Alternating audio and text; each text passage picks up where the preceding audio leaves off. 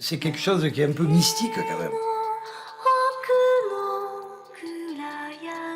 Olympique de Marseille, ça fait le O et le M, donc les deux OM, c'est le Om, qui est la syllabe germe qui vient du sanskrit. Une vibration mystique. Le monde, en glorifiant l'OM, eh bien, est complètement dans une harmonie cosmique, sans le savoir. Cosmique et comique à la fois, bien sûr. Ça y est, on est sur le toit du monde. On est champion d'Europe, les gars, et pas contre n'importe qui. On en parle encore 15 ans après, donc je pense qu'on en parlera encore pendant des années. À jamais les premiers, mais oui, quoi, c'est une fierté, quoi. À jamais les premiers, quoi. Il y a aucun club, quoi qu'il arrive, Marseille restera dans les annales et dans les mémoires du football français, parce que c'est le premier club à avoir gagné la Coupe d'Europe des clubs champions. Oui, on t'aime beaucoup, l'Olympique marseillais. Oui, on t'aime beaucoup, l'Olympique de Marseille. Marseille, yeah!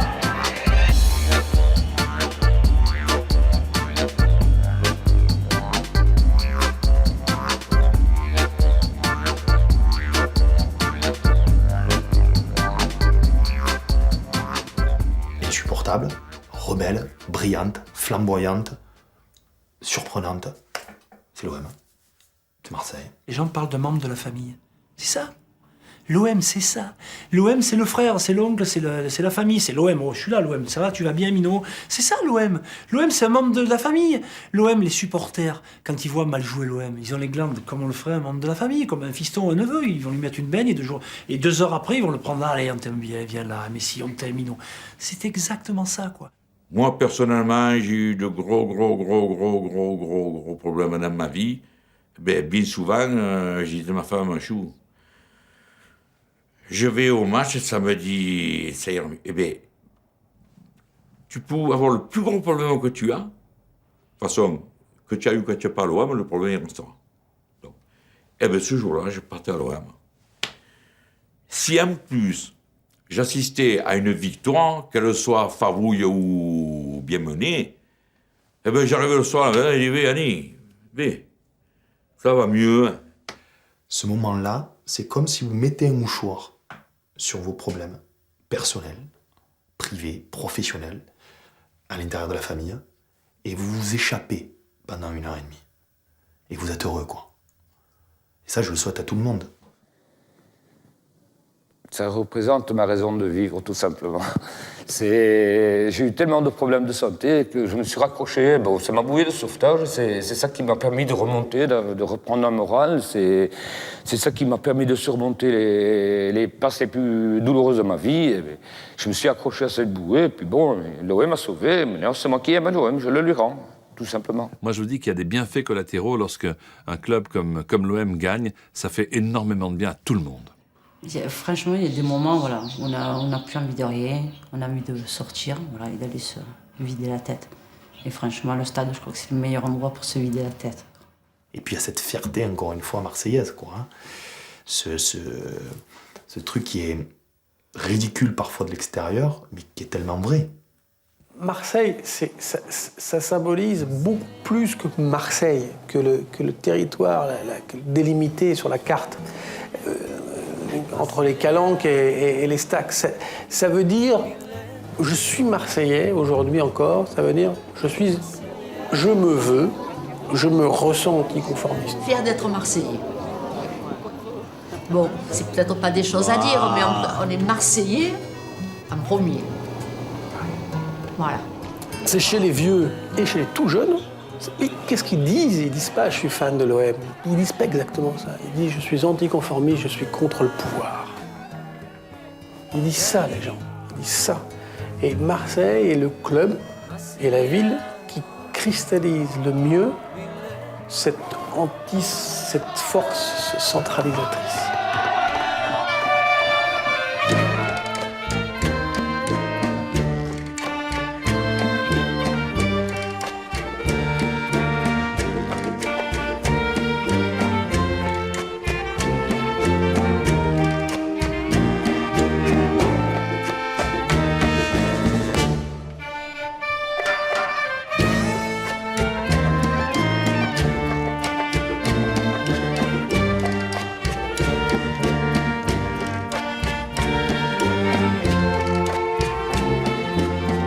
se fait tout seul. C'est pas... C'est comme une femme avoir sa mère qui fait l'aïoli, et bien quand elle est grande, elle sait faire l'aïoli, parce qu'elle l'a vu faire. J'ai toujours vécu avec ça. Tu es Obélix, quoi. Tu as trempé dedans quand tu es petit. Et après, tu es mort, quoi. Tu as le virus. Alors après, tu passes parce que tu mûris, tu grandis, tu as un peu la tête qui évolue, tu deviens un homme, tu relativises. Tu es dégoûté parfois, il y a des trucs qui t'énervent, tu es plus chauvin, tu deviens un homme. Tu mets plus 5 jours pour digérer une défaite, tu mets peut-être 5 heures. Mais le virus, c'est incurable, quoi. C'est en toi, quoi. Oui, je crois que j'ai été piqué par le virus à cette époque-là et depuis, le virus n'a pas été traité. Dommage que j'ai les frissons. Voilà, j'ai les frissons, là. Dès qu'on dit le mot l'OM, voilà. Qu'est-ce que tu veux que je te dise? Tu m'émotionnes, ouais. Ah, voilà. Putain. Nous, dans la famille, on fait tout en fonction du calendrier de l'OM. Les mariages, bon, pas les naissances, parce que... Les mariages, les fêtes, les réunions de famille, on regarde d'abord le calendrier, et après on dit OK. Un match de l'OM, je ne peux pas le manquer. C'est impossible. Impossible. Je trouverai toujours quelque chose. J'ai eu un petit peu la chance avec moi, parce que j'ai toujours eu des places ou des postes où sur mon contrat de travail, il y a marqué quand l'OM joue, Denis ne travaillera pas. Mais enfin, bon, je veux dire, je ne peux pas le manquer. C'est comme il y en a qui disent je préfère aller voir l'OM que ma femme, elle passe en second. Ça aussi, vous l'avez dû l'entendre. C'est vrai, bien sûr. Oui, c'est vrai. Ça aussi. Je t'ai jamais dit, non, moi. Non, ça non. Mais vous allez entendre des fois que c'est vrai, l'amour de l'OM passe avant tout. Depuis que j'ai perdu ma famille, c'est l'OM. Ma femme et l'OM. Ouais. L'OM, c'est l'OM. Ah, tu m'enlèves l'OM, je sais pas. Je sais pas si jamais on me dit, je pleurerai. Je pleurerai. C'est la passion, c'est... Ça, pourquoi pas m'enlever? Si vous m'enlevez l'OM, vous m'enlevez le cœur en même temps. Il s'arrête directement de battre. Dans l'histoire de la ville, c'est vrai que Marseille, c'est une ville de passion de foot. C'est une ville de passion de foot parce que c'est la dernière grande ville populaire en France. On voit les visages des gens qui viennent au stade, l'importance que ça a pour eux. On a l'impression que c'est la fin du monde. Perdu un match, mauvaise performance, d'un seul coup, polémique, gros problème. On sent, c'est le sentiment que quand Marseille ne marche pas, pour les gens, c'est comme si toute leur vie était mise à terre et qu'il n'y avait plus de goût à rien du tout. C'est aussi une ville de passion pour le foot parce que c'est une ville à identité forte et qui se sent très souvent bafouée de l'extérieur, méprisée, et pour qui toute victoire du club représente une sorte de revanche symbolique sur une histoire parfois difficile. C'est à travers ça que la ville capte son dynamisme et son envie d'avoir de l'espoir, parce que la vie est difficile aussi à Marseille. Et avec le football, elle revit, elle a le sourire. C'est une ville de passion de foot aussi, parce que c'est une ville de migration. Et que très souvent, ceux qui sont arrivés dans la ville récemment ont la foi des convertis et viennent volontiers célébrer leur vie. Les gens ne parlent pas de la messe, ils ne parlent pas de ce qu'ils ont fait le dimanche, ils parlent de foot aujourd'hui. C'est mon temple, moi. C'est ma basilique. Non, je me sens bien. Quand je suis au Vélodrome, je me sens bien. C'est avant le match, quand tu dis à tes potes, ce soir je vais au match. Ouais. Tiens, il se passe quelque chose, tu dis...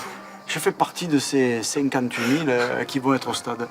Et même si tu te rends pas compte que tu es fier comme si tu avais 3 bar tabac, tu l'as dit quand même. Tu dis ce soir je vais au match.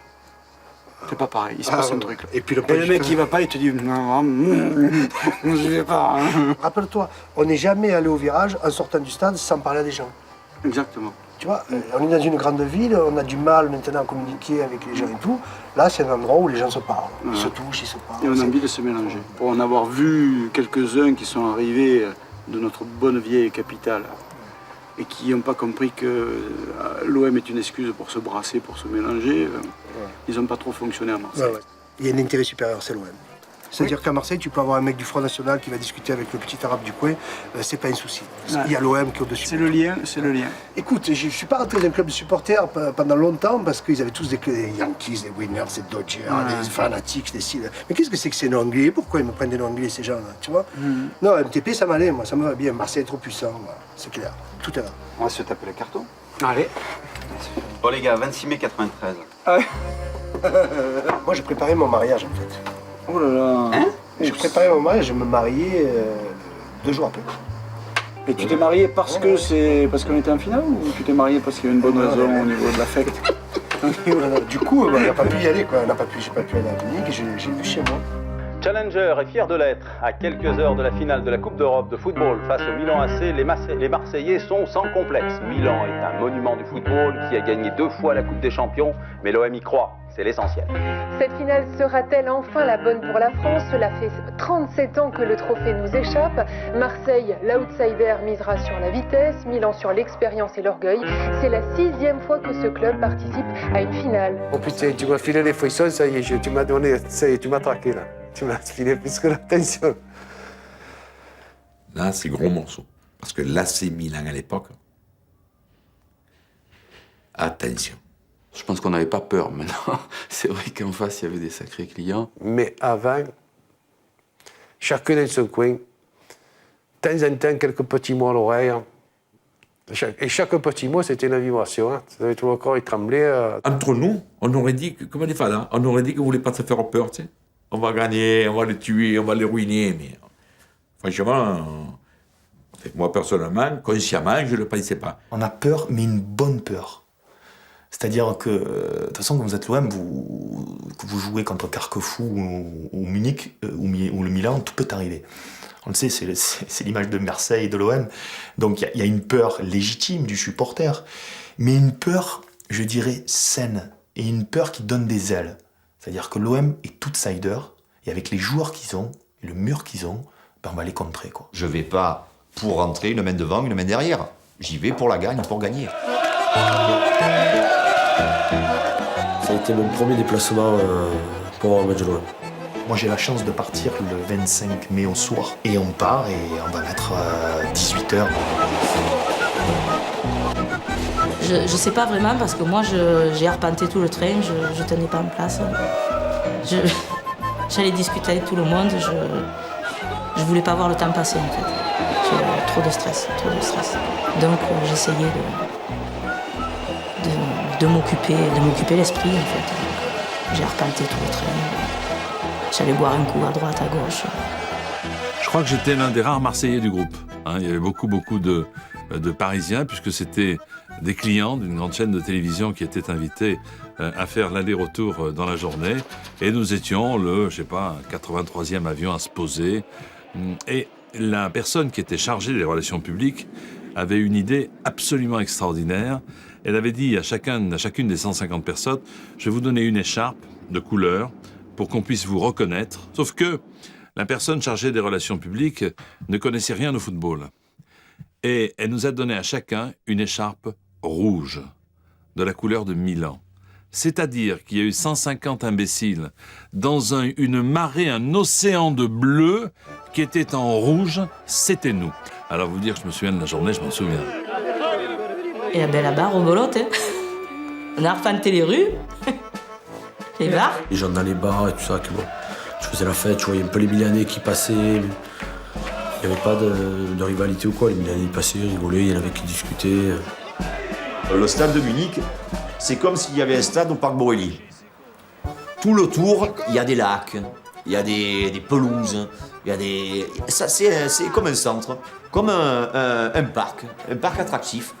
Et avec les policiers à cheval qui passaient, qui regardaient si tout se passait bien. Il y avait des dames, des messieurs et tout à cette époque-là qui se faisaient bronzer au milieu des supporters. Et moi j'ai voulu rester là-dedans, avec des petites buvettes, etc. Moi j'ai dit non. Je me rappelle, il y avait un système de tourniquet pour sortir de ce parc et de ce stade d'ailleurs. Et mes potes m'avaient dit, oh, tu viens pas avec nous? Non, laissez-moi là. Et j'étais resté tranquille, tout seul. Je promenais au parc, je m'étais arrêté au bord d'un lac, fumé une cigarette. Après, je m'étais arrêté à une petite buvette, je discutais un petit peu avec des gens. Ah oui, on était mélangés, pas de problème, non, aucun problème. Ah, des Milanais, oui, et puis en plus, en rouge, on les voyait bien. Ah oui, il y en avait de partout, ils sont habitués. Il y en avait de partout, d'ailleurs, je me suis dit, mais c'est pas possible, ils vont être dans tout le stade. Que du rouge et du blanc. Magnifique. Tous les supporters fraternisent, on se branche, mais gentiment, à l'italienne, à la marseillaise. On boit des coups, aucune animosité. Je me souviens, il faisait chaud d'ailleurs. Et puis bon, les bières aidant, faisait très chaud. C'est un Marseille populaire qui sera à Munich. Les clubs de supporters sont déjà organisés. Supporters, amoureux, ils étaient au pied de la Bonne Mère pour l'invoquer avec ferveur avant la rencontre de demain soir. C'était hallucinant, quoi. Mais oui, j'avais fait les fenêtres, les ballons, encore, là. les rubans, oui. Puis monde. il fallait tous s'habiller en bleu et blanc.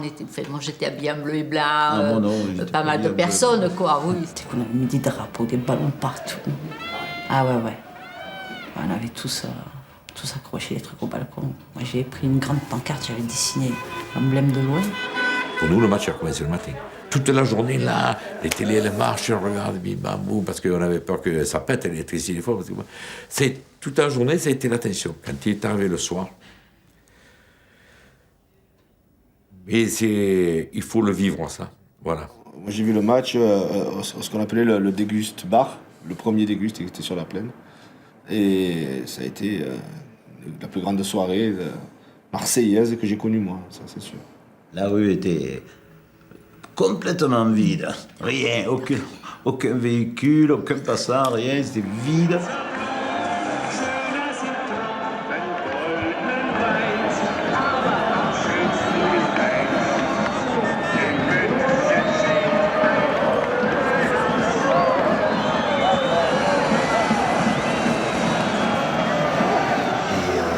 On rentre dans ce stade. En fait, t'arrives pas en haut et d'un coup, t'as ce grand vide et tu regardes et t'as la pelouse et les tribunes. Là, c'est un choc. Parce que vous avez devant vous un mur rouge, incandescent. Et on se dit, c'est pas possible, ils sont 2 fois plus nombreux que nous. On est arrivé, je me souviens, on est rentré dans le stade en entendant ces supporters italiens qui chantaient Milan, Milan. On s'est dit, comme quand on rentre dans une cathédrale, je crois, avec les orgues qui attaquent, on s'est dit, waouh, on y est, et puis c'est le Milan, c'est pas l'équipe du quartier. Et en fait, on se retourne, et là, sur les côtés, et on voit un mur blanc, avec des écharpes, des drapeaux, et ça, tout blanc. Et là, c'est un deuxième choc, quoi. Et on se dit, non, on est autant qu'eux. Et déjà, c'est 7h15, à 1h30 de match, et le stade est en fusion. Et il y avait des jeunes qui distribuaient des genres de petits pompons, là. Ouais, ça, je me souviens de ça, quand tous les gens sont mis à les bouger, là. Le bruit du papier. C'est vrai, mais ça faisait du bruit. Tout le monde était mélangé, mais tout le monde à la fois avait ses particularités. Enfin, c'était le Marseille qu'on aime. Et tout le monde avait des espèces de trucs blancs qu'on secouait, là. C'était très fort. Moi, j'avais l'impression d'entendre des cigales. J'ai dit, tiens, on est à la maison. Tu sais, tu as déjà le match, il est là-dedans. Hein. Il est déjà dans les tripes, il est déjà dans le ventre. Dans la tête, il n'y est pas encore. Hein, parce que la tête, heureusement que tu l'as, parce que les marches, les jambes l'autoportent. Mais elle te porte comme ça. Hein. Elle te porte comme ça, de dire, elle te porte ton cœur. Ah oui, d'ailleurs, quand j'en parle, j'ai encore des frissons. Ce stade de Munich, c'est... Moi qui suis Marseillais en plus, vous comprenez, déjà quand on n'est pas Marseillais, c'est impressionnant, mais quand je suis Marseillais, que vous rentrez dans ce stade, vous remémorez, vous repensez à toute votre histoire, quoi. Je me souviens toujours de cette réflexion, Marseille va être le premier club français à gagner la Coupe d'Europe. Je me suis dit, tu te rends compte qu'on peut gagner la Coupe d'Europe, on peut ramener cette Coupe d'Europe à Marseille. Et c'est vrai que c'était un moment très fort, qu'on vit intimement, quoi. Hein. Tout se joue dans le tunnel. Tout se joue dans le tunnel. Les défis du regard. Leur faire baisser le regard. Leur dire presque que c'était des charlots et qu'ils n'avaient rien à faire ici. C'est-à-dire que le grand Milan AC, quand il est rentré sur le tunnel comme ça, avec les Rijkaard, avec les Gullit, avec d'autres quoi que ce soit, à côté, il y avait 11 joueurs marseillais qui les défiaient dans la gueule comme ça et qui les regardaient. Et je peux vous dire que là, c'était pas la même limonade comme on dit à Marseille. Ah mais bien sûr. Psychologiquement, on les a déjà éteints, on leur a déjà marché dessus dans le couloir. Et personne n'est laissé au hasard, hein, que ce soit les Rijkaard, les Maldini, tout le monde est braqué, tout le monde entend des choses et tout le monde, eux, ils comprennent que ça va pas être la fête, quoi. Et nous, on était là, on était des montagnes aussi. Qui allait bouger physiquement, qui allait bouger Basile Boli, pardon. Qui allait bouger Marcel Desailly? Ok. Qui allait bouger Eric Dimeco, défensivement? Qui allait bouger Joss Angloma? Qui? J'en ai pas vu beaucoup, moi, sur la campagne européenne, de bouger, quoi. Donc voilà, quoi, c'est une évidence. Et quand on sort, je me rappelle, je vois très bien les images, ça gueule de partout, quoi. Mais ça gueule. C'est-à-dire que c'est le marché aux poissons à Marseille, sur le Vieux-Port, c'est ça. Ben oui. Mais bien sûr, il y a déjà une première décharge d'adrénaline qui est exceptionnelle. Et on a besoin de ça. C'est pour rentrer dans le vif du sujet, quoi. Et là, on y est, quoi. Parce qu'on sait pertinemment qui on va voir en face, quoi. Et ça va y aller.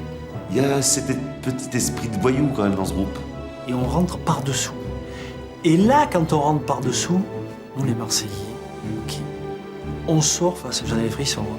On sort face à ce demi-stade comme ça, qui est blanc et blanc. Putain, c'est... Oh, j'en ai les frissons, là. Je me dis, putain, c'est extraordinaire, quoi. Putain, ils sont venus, quoi. Ils sont là, ils sont venus, quoi. Et là, on va mourir, quoi. On va mourir sur le terrain. On va mourir sur le terrain, quoi. On en est là, quoi. Là, on a tout donné, quoi. C'est la quête du Graal, quoi. Le Graal est là, quoi. On le voit, il faut y aller. Et on peut mourir sur le terrain. Je veux dire, c'est un mot que j'emploie et qui est fort dans ce genre de choses. On est au taquet.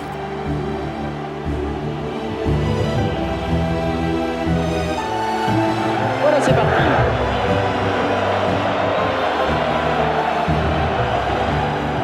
On le sent bien au début du match, ça allait à 2000 à l'heure. Je pense qu'on était un peu inhibés aussi, et puis bon, ils ont pris à la gorge. Bon.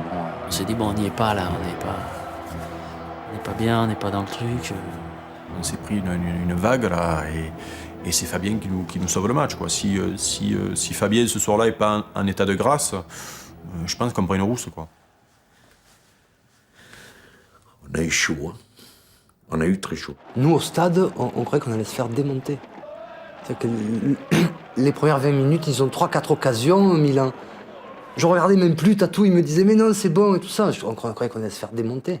Mais qui nous sauve vraiment la finale, c'est Fabien. Il a 3 arrêts s'il les fait pas. Au revoir, messieurs, dames, quoi. Au revoir, messieurs, dames. Je savais que j'allais faire un grand match à l'échauffement. Donc, j'étais hyper détendu. On fait les Mariannes. Mais s'il n'y a pas Barthès en première mi-temps, on est mort. Non, moi j'avais envie de remporter mes duels, quoi, c'est tout. Ouais, il est incroyable, surtout que la légende dit et veut qu'il dormait dans le bus avant le match et qu'il avait oublié ses gants à l'hôtel, quoi. Donc, et en plus, c'est pas la légende, quoi. Hein. Donc voilà. C'est-à-dire, quand tu tiens un gardien comme ça, que tu le vois dormir dans le bus avant d'aller au stade, et puis arrivé au stade, il te dit putain, j'ai oublié mes gants à l'hôtel, tu dis aïe, il est encore plus fada qu'on pensait, quoi. Tu vois. Je suis sûr qu'il est rentré sur le terrain du stade olympique de Munich, comme je vous dis, comme il rentrerait dans la région toulousaine avec ses potes de la région. Il a oublié ses gants. Il fait la photo, il va dans le but, il oublie ses gants. Non, mais ça, c'est Fabien, quoi. Mais c'est fantastique. Fabien nous a tenu le départ. Normalement, ils étaient censés nous exploser ou nous faire la différence et nous impressionner lors des 20 premières minutes. Ça n'a pas été le cas, on a tenu bon. On aura peut-être à un moment donné dans le cours du match la possibilité de faire la différence.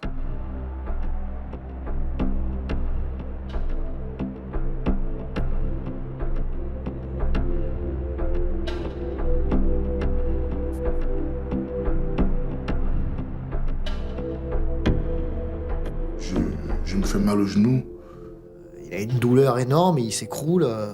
Et il veut sortir, il demande à sortir. Je peux plus. Je dis non, tu restes sur le terrain. Le boss, il a dit tu restes sur le terrain. Rudy Voleur a dit attends, si tu sors, ça veut dire qu'on a perdu. Si tu sors, ça veut dire qu'on a perdu. Au moins reste. Tu peux marcher, ben vas-y. Tu vois, c'était... Donc là, comment je fais Rudy Voleur vient le menacer. Hein. Il le menace en disant tu restes là, tu vas pas nous embêter. Et avec des mots vraiment sévères.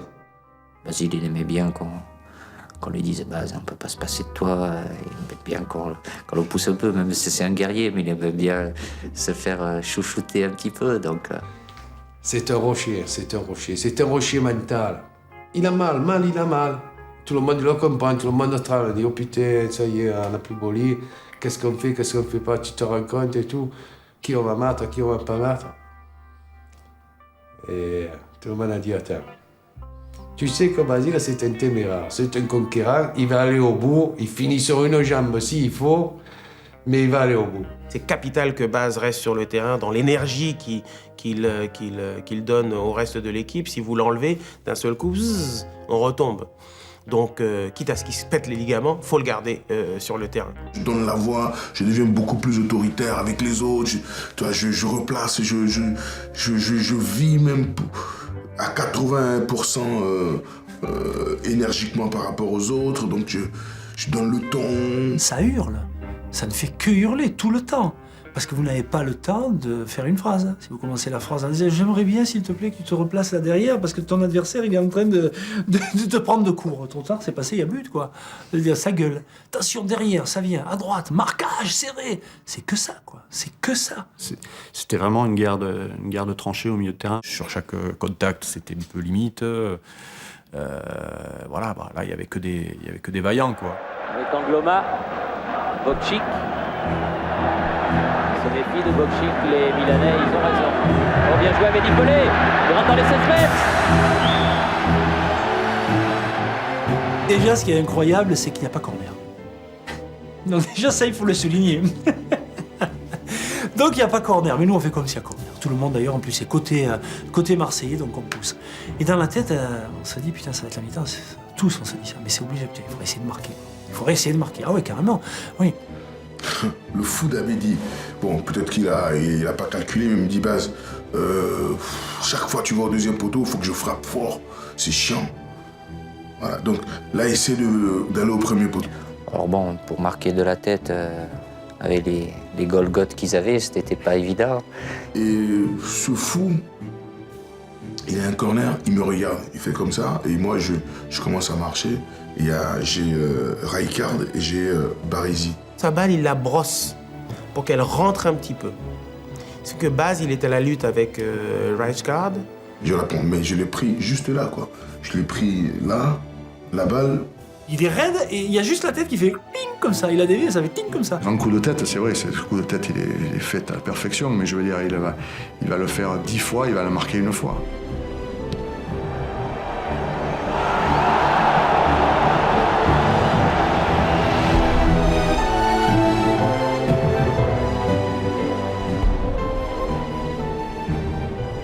Et je vois le ballon partir et je fais ça, je suis des yeux et je fais... Putain, j'y ai plus. Et j'ai eu une demi-seconde, je me dis putain, c'est pas possible. Et là, donc je vois le grand gardien qui était immense, je sais pas comment il a fait pour prendre ce but d'ailleurs, lui. Il était trop grand, à mon avis, il a pas pu sortir, tant mieux pour nous. Et là, je le vois, il fait ping comme ça, et petit filet. Et là, c'est la folie qui nous empare. Baz, il part sur le corner. Moi, j'arrive, je crois, je saute sur les épaules de Marcel Desailly. Là, pendant, allez, on va dire 1 minute, on est fou. Je crois qu'on est fou. On vient de marquer contre le Milan AC, on est... Putain, ça y est. Moi, je vois les filets bouger, c'est tout. Et les mecs courir partout.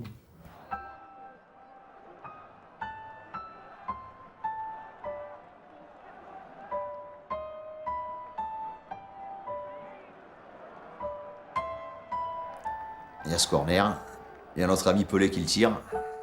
Il y a notre ami Pelé qui le tire. Faut pas le raconter vite, ça. Hein. Ouais, Mehdi Pelé le caresse ce ballon.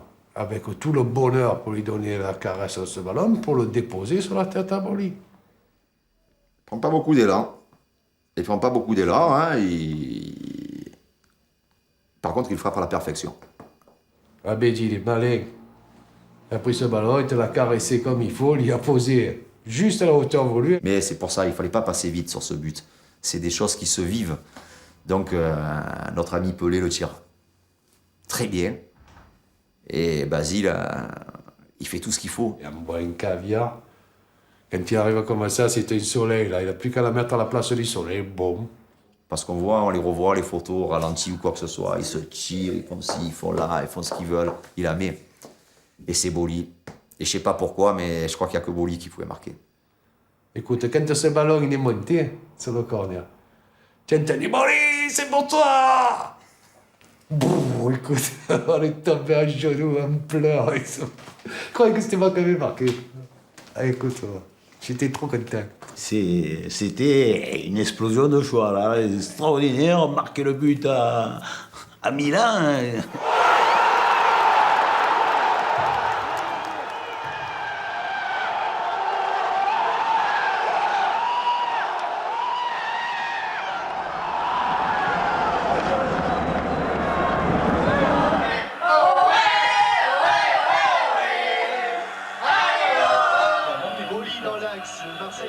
Qui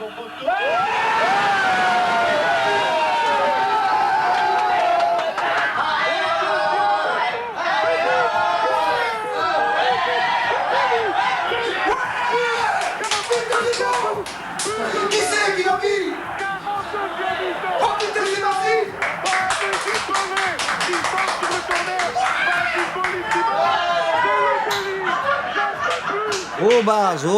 Au base, voilà. J'ai crié ça pendant 1 minute au moins. Tu nous as régalé, je ne sais plus exactement ce que j'ai dit, mais c'était assez extra, j'étais fou de joie, quoi. C'est l'explosion. C'est l'explosion, on ne sait pas, le ballon il est rentré, on est encore assis, hein. On ne se lève pas de suite. Hein. Il y a un petit laps de temps quand même. Hein. Oui, il y a une partie du public qui a compris de suite.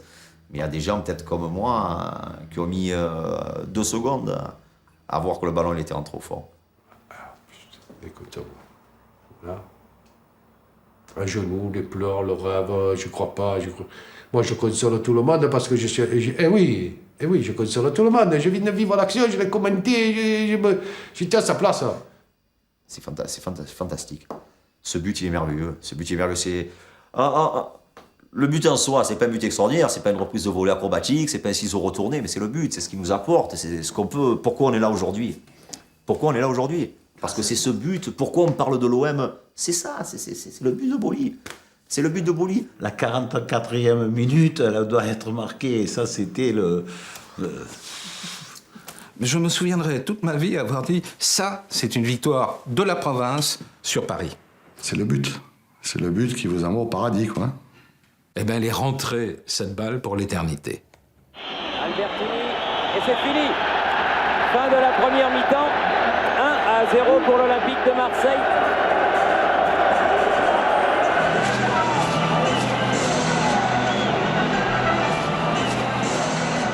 Quand elle est sifflée, cette mi-temps, on arrive au vestiaire. Paradoxalement, moi, j'ai pas senti d'excitation. J'ai senti une équipe maîtriser son sujet, s'efforcer de récupérer. D'abord, la base, parce que physiquement, c'est quand même costaud quand on joue le Milan. Donc, s'efforcer de récupérer. Et après, donc, Raymond parle, tout ça. Si on ne prend pas de but, les gars, on a gagné la Coupe d'Europe. Et on va la gagner. Mais on en est tous persuadés, quoi. Tous persuadés. Ah ouais, on est tous persuadés qu'ils vont nous chercher. Hein. Au fond de moi, j'avais la sensation qu'ils n'allaient pas nous marquer un but, quoi. Parce que c'était notre moment. On a déjà eu d'autres matchs, pas aussi importants, mais notre solidité, même s'il y avait beaucoup de talent en face, mais moi je l'avais, je pense que les partenaires aussi, cette sensation que c'était notre moment et qu'on ne pouvait pas lâcher cette finale, quoi. Et là, le collectif s'est plus soudé pour justement être fort ensemble. Dans la deuxième mi-temps, on a plus fumé et plus bu, je crois, qu'après le match. Tellement la tension. Vivre après l'enfer en regardant, je sais pas, la montre toutes les 10 secondes en se disant c'est l'éternité ou quoi. Toute la deuxième mi-temps comme ça. Putain, quoi. Et jamais ça finit là, et jamais ça finit. Tu es sûr qu'on est à l'heure bonne ici? Tu es sûr qu'on n'est pas à l'heure allemande? Tu es sûr que... Ah ouais. Alors la deuxième mi-temps, oui, je vais pas faire le fanfaron. Je l'ai revu 45 fois le match. Je suis pas Marseillais 45 fois. 100 et quelques fois. Je peux dire comment ça s'est passé la deuxième mi-temps, etc. Mais moi, je peux pas. En tant que supporter, ce jour-là, je n'ai pas vu la deuxième mi-temps. On a presque été en apnée jusqu'à la fin du match. Ouais, j'étais un peu assis, un peu debout, un peu en tremblant, un peu en pleurant, un peu... J'étais hyper anxieux. Ouais, mon beau, putain. Tu m'éveilles tout, là. Les autres, peut-être, ils étaient comme ça, mais ils faisaient ça. 2, 3, 4. L'autre, il faisait autre chose, l'autre, il regardait. On se regardait, on aurait dit des extraterrestres. Hein. C'est fantastique, mais c'est long. C'est long. C'est la plus longue mi-temps que je n'ai pas vue. C'est dans ces moments-là où, si tu es cardiaque, tu meurs. C'est pas quand tu marques le but, hein. C'est après. Tu vois passer les secondes, c'est plus des grosses secondes, c'est des heures. On n'amène pas large quand même, hein, parce qu'on est à 0, on se dit si on se fait... S'ils égalisent, le match il peut basculer. Là, il y avait de quoi se ronger les ongles, se arracher les cheveux et tout. Hein. C'était long, on n'en peut finir.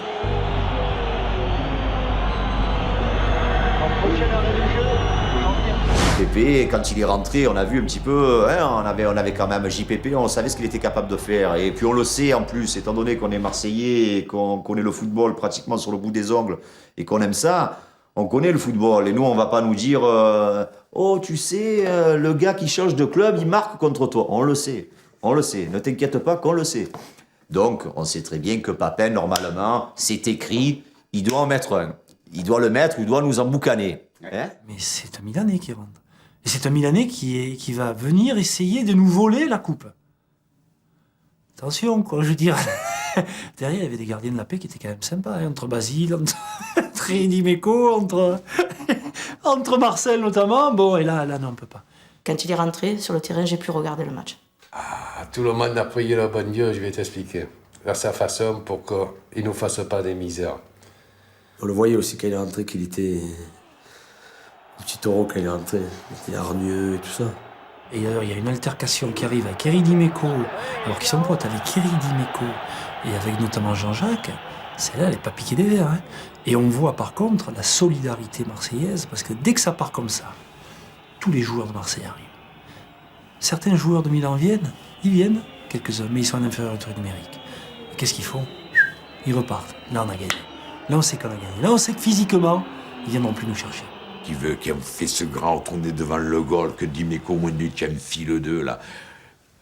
Là, par contre, Papin, il a eu l'air de marronner. Attends, c'est pas que tu joues contre ton ancienne équipe, mais même, tu n'as pas à faire des gestes comme ça. Qu'est-ce que c'est ça? La haine, on aurait dit qu'il tenait à tout prix, comme si on l'avait jeté de l'OM. C'est lui qui est parti de l'OM, après tout. C'est comme si nous, on l'avait jeté de l'OM et il est allé là-bas, qu'il avait la haine contre nous. Mais là, il n'a pas eu un geste, hein? Il a été, pour le moins, indélicat. Et puis, il y a ses anciens coéquipiers, comme Éric Dimeco, qui viennent carrément, pas l'insulter, mais lui dire en gros, écoute, avec ton gros nez, t'es trop vilain, je te vois pas gagner la Coupe d'Europe, d'ailleurs tu la gagneras pas. Enfin, des choses qui sortent du débat du match, mais qui me font comprendre que ses anciens coéquipiers seraient prêts à lui marcher dessus, quoi. Seraient prêts à lui marcher sur la tête, seraient prêts à lui mettre une gifle. Je me dis, super. C'est pas Papin qui va venir nous embêter. Voilà, je m'en serais occupé bien, je pense, comme il faut. Bah c'est bon, ça fait partie des trucs, Il se tue, il a fait demi-tour, et puis il a dit, dans sa tête, il a dû dire, je laisse tomber, quoi. Peu cher pour Papineau, mais bon. On dira pas cher. À Marseille, ça veut tout dire, peu cher. Il fait partie de la famille. Il fait partie de la famille quand même. Hein. Ouais. Sur son contrôle et cette déviation extérieure du pied, Basile a pris le pied d'appui. Parce que Basile, je crois, n'avait pas trop apprécié le traitement qu'avait subi avait Pelé juste avant. Il a fait un peu la police. C'était un match d'homme, un match d'homme avec toutes les conséquences que ça entraîne. Et c'est vrai qu'il y a eu des engagements, un gros engagement, Éric Dimeco, de tout cette garde noire, la garde noire impériale, ça a été des attaquants qui ont beaucoup travaillé. J'ai passé ma deuxième mi-temps à tacler, je crois, je me souviens, quoi. Voilà, je sais pas, on est vraiment à la culotte. Et puis quand on intervient, on intervient sèchement, sévèrement. On n'intervient pas pour intervenir. On fait comprendre à l'adversaire que il n'y aura rien pour eux, quoi. Les mecs qui te partaient dans le dos, Jean-Pierre qui va vite, Van Basten qui va vite, tacle. Ils n'arrivent pas, Milan. Ils font ce qu'ils veulent, mais ils n'arrivent pas. Ils tentent, ils font entrer des joueurs, mais il y a le mur. Monsieur Rotlisberger regarde son chrono. Et c'est fini. L'Olympique de Marseille a remporté la Coupe d'Europe des clubs champions. La malédiction des 38 années est passée. Le coup de sifflet pour moi, c'est comme s'il y a un mec derrière qui me met un coup sur la tête et je tombe. Comme ça, je tombe. Comme ça, je suis les bras en croix sur le terrain et j'en reviens pas, quoi. Et j'entends les gens, j'entends le stade. Et ouais, on a gagné, tout ça. C'est des coups tout vides, là. C'est plus de force physique, le cerveau tout vide, plein d'air, tombe par terre, et voilà. C'est plus ce qui se passe, quoi.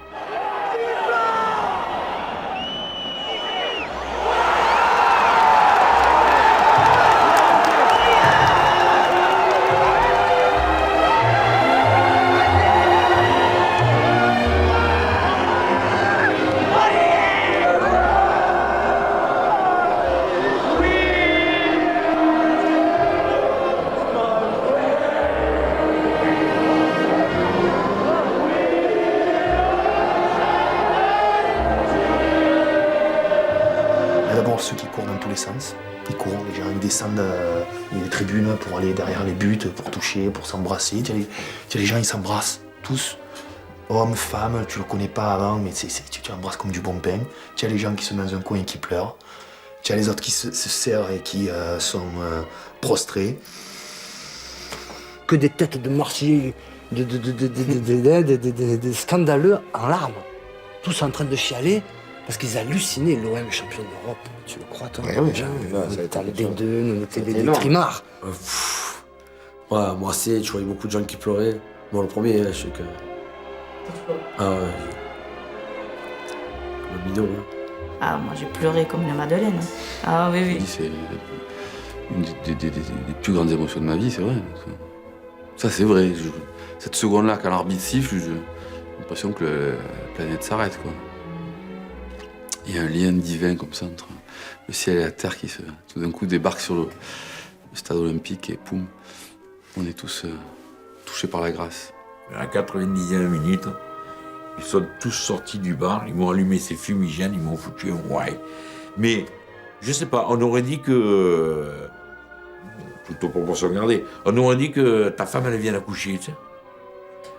Ah putain, ça y est, c'est fait, j'ai un petit, quoi. Mais, c'est une image. Marcel vient pour m'embrasser, je fais comme ça. Et ça me revient dans la tête, 91, comme ça, bam! Et puis je dis, bon, qu'est-ce que je vais faire là? Faut que je fasse quelque chose, quoi. Et je vais vers comme ça, mais c'est un brin de folie, quoi. Je vais vers les supporters et je fais comme ça. Non, non, je pleure pas aujourd'hui, je pleure pas. Après, elle a fait, hein? Il a dit non, je pleure pas. Fais comme ça. C'est mon basilois, moi, ça. Boli, plus les larmes, plus Tapi, Gotals, tous ils couraient comme ça. Gotals, je l'ai jamais vu courir comme ça, quoi. Je veux dire, j'avais peur qu'il se fasse mal. Et Gotals et Tapi, on est tous les trois en larmes. Parce que c'est la réussite, quoi. C'est le bonheur. C'est le bonheur absolu de quelque chose qui semblait complètement irréalisable. Qu'un club français puisse gagner la Champions League contre le Grand Milan, je veux dire, il pouvait pas y avoir mieux, quoi. C'était une apothéose, c'était un sommet, quoi. T'as un nirvana. Ouais, ça m'était jamais arrivé. Je me relève, je vois Jean-Pierre Bernès et Raymond ils sont comme ça. Je vois les joueurs à côté, on se congratule, on s'embrasse, on dit putain, on y est arrivé. C'est magique, quoi. C'est magique, c'est des moments donnés, c'est des moments exceptionnels. Et on sait que derrière, on a une ville et on sait derrière qu'on a un pays qui est derrière nous.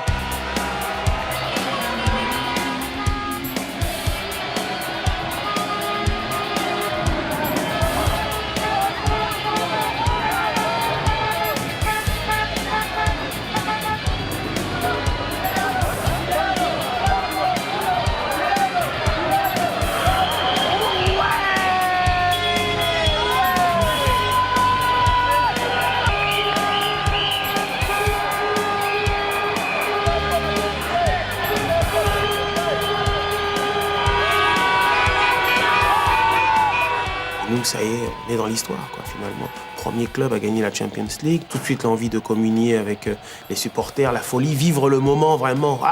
Entre nous, c'est fini, toute cette pression qu'on a eue toutes ces années. Ça y est, on est sur le toit du monde. C'était le plongeon majestueux, en tout cas, de l'Olympique de Marseille, dans la légende du football européen. C'est la coupe aux grandes oreilles. C'est la plus belle. J'étais fier d'être capitaine de cette équipe. Satisfaction personnelle aussi. Oui, privilégié de prendre le temps, le temps de monter, d'aller la lever. Deschamps, bien sûr, quand tu soulèves ça, alors là, c'est le capitaine, en plus, un bon mec, Deschamps. C'était le patron, je veux dire. Voilà, des mecs comme ça, Dimeco, moi j'aimais bien Dimeco, j'aimais bien, c'était un guerrier. J'aimais bien quand il recevait cette coupe et tout. Après Didier, qui était capitaine normal, quoi, voilà, c'était le petit Marseillais qui va aller chercher sa coupe parce que c'est un symbole, quoi, ouais. Ouais, ça fait toujours la chair de poule, quoi. Là, c'était la grande coupe. Quand on soulève la coupe, on se dit, on pense à tous les grands joueurs, aux autres grands joueurs qui ont soulevé cette coupe. Ce soir-là, elle a dû être lourde parce qu'il devait être drôlement fatigué. Il devait être drôlement fatigué physiquement, mentalement. C'est vrai que cette Coupe d'Europe, c'est la Coupe d'Europe, c'est la vraie, quoi. C'est la belle. C'est la belle. Je pense qu'il soulève même un peu le pays. Une partie du pays. Les gens qui sont devant leur petit écran ou quoi que ce soit. C'est la France. Quand Didier la prend comme ça, à peine il pose les mains dessus, tu sais, il y a tout le monde qui pose les mains. Un même matin. Un même matin, tu vois, là, je te parle, j'ai les frissons de partout. Un même matin, il y a tout le monde qui pose les mains là-dessus. Didier te la prend, il te la serre, il te la soulève. Écoute-moi, il soulève pas la coupe. Il soulève tous les Marseillais du monde. Moi, quand il a soulevé comme ça, tu sais ce que ça l'a fait? Tout le monde a essayé de se soulever, quoi. C'est tout se casser la gueule. Mais elle était trop bien, le frisson intérieur, la joie. Dans le vestiaire, c'est la fête, toutes les femmes de joueurs qui arrivent, les personnalités qui viennent nous saluer.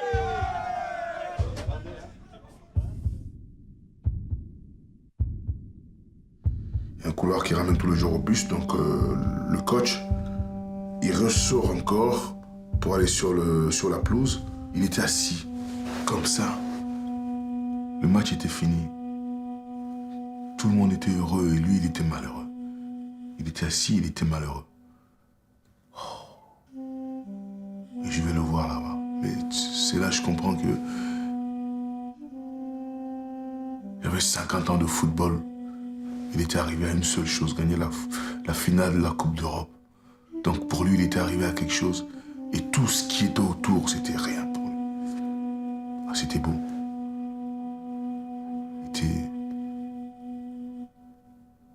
Il s'est senti seul, quoi, à un moment donné.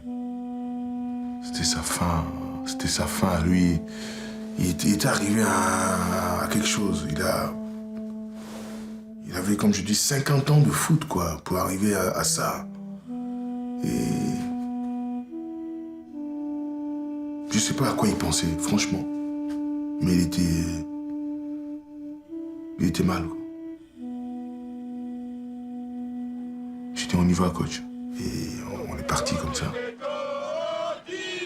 T'es sur une scène, mais quand on voit ces images-là, en bas de la scène, on ne voit pas, mais il y a nos épouses et le staff médical, le staff technique, et voilà, c'est-à-dire qu'on chante et on fait les cons, mais pour nous, voilà, c'est bizarre, c'est bizarre. On peut pas, après une victoire comme ça, on pourrait penser qu'on se retrouve dans une grande boîte de nuit à faire les cons jusqu'à 6h du matin, à se fracasser la tête, et c'est pas le cas, quoi.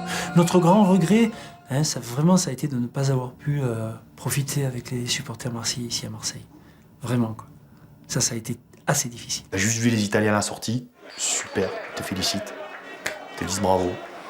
Moi je dis chapeau, ça te réconcilie, tu vois, avec ce qui peut se passer encore en ce moment dans les stades. Des gentlemen, c'est des mecs, ils en ont gagné, on en gagnera d'autres, ils te disent. Bravo. Je sais pas quand on est reparti de là-bas, on savait plus où on était. On savait plus si on était venu à Munich, si on partait de Munich. On était sur notre planète. Tu sais où on était sur la planète Coupe d'Europe, hein? Tu vois la Coupe d'Europe, là, avec les grandes oreilles. Eh ben, on était tous posés dessus.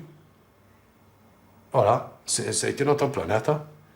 Et jusqu'à minuit, je reste au téléphone et je partage mon bonheur avec les gens que j'aime, quoi. Qui sont en folie, qui sont en pleurs au téléphone, qui te disent que Marseille est en folie, que le Vieux-Port craque de bonheur, etc., que c'est la folie. Et moi, je dis, mais moi, je suis là, quoi. Moi, je suis là. Le retour après la victoire, là, à l'arrivée à Marseille, avec les gens qui nous accueillaient aux fenêtres des immeubles, tu sais, qui avaient mis des banderoles, comme si on revenait du combat. C'était un truc de fou, ça. On avait la larmette avec Moussouté. Hein. C'est émouvant. Mais même à Marseille, l'envahissement du centre-ville, la déferlante. Tous les coins de Marseille, ça a déferlé, c'est arrivé en masse de partout. On est tous partis sur Canebière. Et il y avait un monde. C'était impressionnant. Tout Marseille était ensemble. On faisait bloc. C'était dément, devant la criée même, ça. Tout le quai de Rive-Neuve, c'était fantastique. Un monde, mais pouvait même pas marcher, quoi. Il y avait des gens sur les arbres, déjà, sur les lampadaires. C'était c'était hallucinant, quoi. On ne pouvait plus marcher en voiture dans la rue Mazenot tellement il y avait un épais nuage de fumigène. Je sais pas, ils m'en ont envoyé 100, 200, je sais pas ce qui s'est passé. Ils sont rentrés dans le bar. Tout le monde me disait, René, mets une bouteille de whisky, René, mets une bouteille de whisky, remets une bouteille de whisky. Mais là, à la moitié, donc était payé, je m'en foutais un peu. Non, mais franchement, même moi, quand c'est comme ça, le cœur, il reprend le dessus. Parce que moi, le commerçant, le patron de bar qui me dit que pour la finale de 93, il n'a pas été subjugué et qu'il a compté tous les verres, eh ben, c'est pas vrai. Ou alors c'était un Parisien qui arrivait la veille, qui a ouvert le bar la veille. Je te dis franchement, je ne sais même pas si j'y gagnais des sous ce soir. Je m'en fous pas mal. On a fermé à 6h du matin, tout le monde était chaud, bouillant. On aurait dit que c'était midi, je veux dire. Ça a été fou. Ouais, j'étais sur le port, tu avais comme les 3/4 de la ville. Hein. C'était l'euphorie. Ils nous ont fait rêver. C'était un moment de joie, c'était une communion, c'était un truc incroyable. Et revivre ça, mais je donnerais tout, moi, pour revivre même la moitié de ça. C'était incroyable. Eux, au centre-ville, ils descendaient au Vieux-Port. Ils montaient sur les voitures et tout ça. Nous, on descendait dans les quartiers, on avait des casseroles, on tapait sur les casseroles comme ça.